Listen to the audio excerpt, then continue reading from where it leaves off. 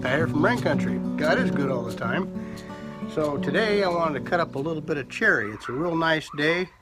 It's going to get pretty warm, and I want to get this cherry cut up I got from a buddy of mine before it starts to check too bad on the ends. I've had it for a few weeks now, so I want to really get after it and get on it, and it'll also give me an excuse to play around with my new toy.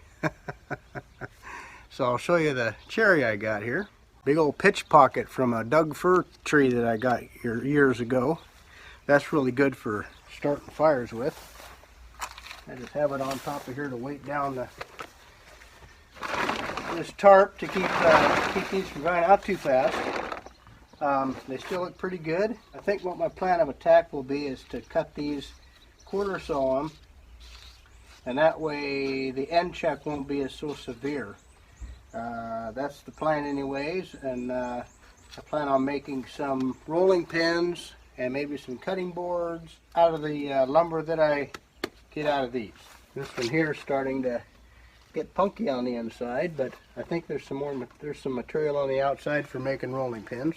I got my gloves on here because I was cleaning up these masts here. These Wood-Mizer recommends that you take emery cloth or a real fine sandpaper and clean these up.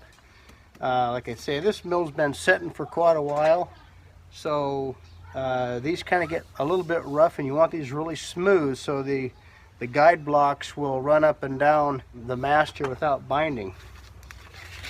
So I've just been going along and just cleaning up the rust.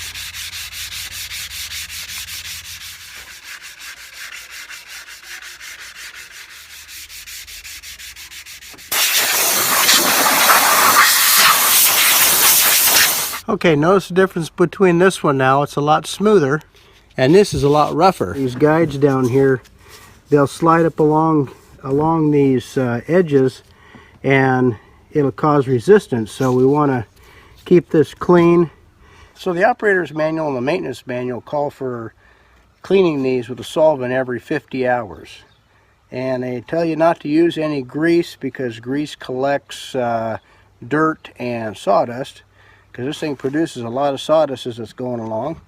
But you know, this is my own personal add-on to this, is that I don't know why a guy can't use a silicone spray to kind of help protect these from rusting, because if you're not using the mill every day, these will rust up on you pretty quick and fast. So I'm thinking they use Dextron 3 on a lot of different, like on the bed rails and everything, they use Dextron 3 on that felt wiper just right underneath the mast here, and I thought I'd give that a try. Again, this is not a recommendation from Wood-Mizer, but I'm going to give that a try to give it a little more slickum and monitor it, see how it does.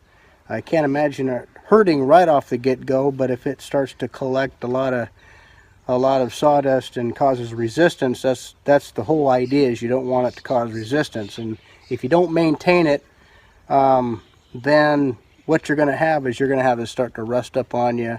If you don't maintain it and you put grease on it, after a while the grease collects a whole lot of dirt and different things. So I think that's what their argument is.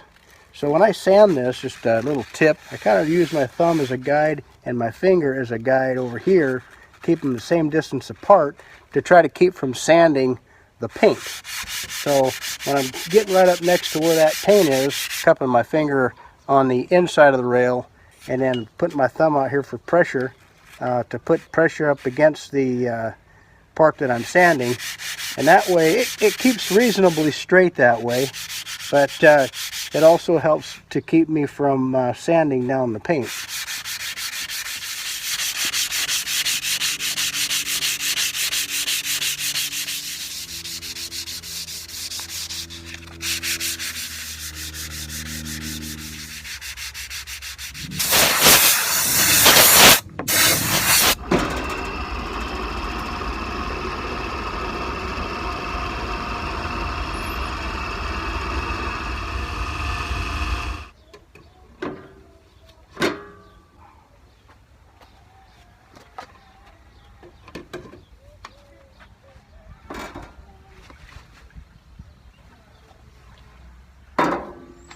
This part underneath here looks like it has a little bit of lubricant of some kind.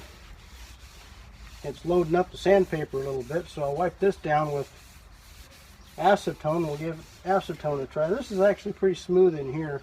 This is where it's getting all the action. So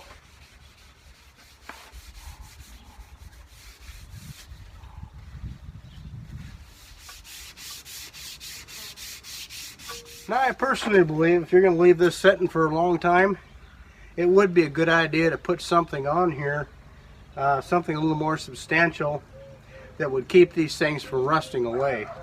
But if you're actually going to be cutting it, using it all the time, every day, I don't see the need for that. But these definitely have a little bit of buildup. You can see where these little blocks in here have been setting, and that's just because of non-use. So I think that if you're going to have it sitting for a while, putting something on this cover, definitely putting covers on there will be beneficial, but putting something on there to keep the rust off of those rails, and maybe clean them, you know, with a solvent before you go out on the next job or something like that.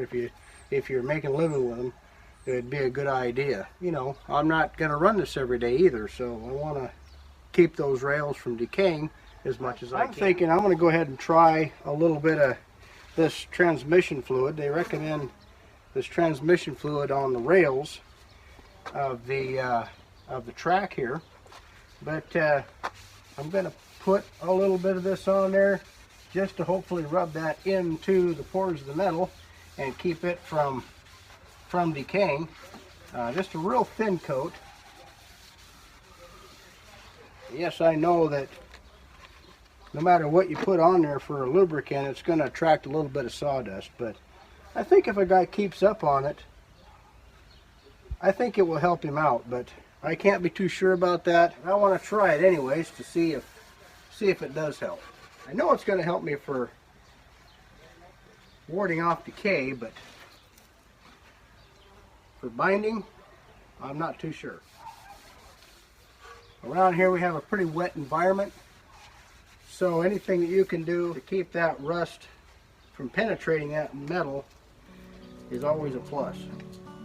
Well, I'll go ahead and get the rest of this taken care of. Hope this helps somebody out. Well, thanks for stopping by. Take care, and God bless.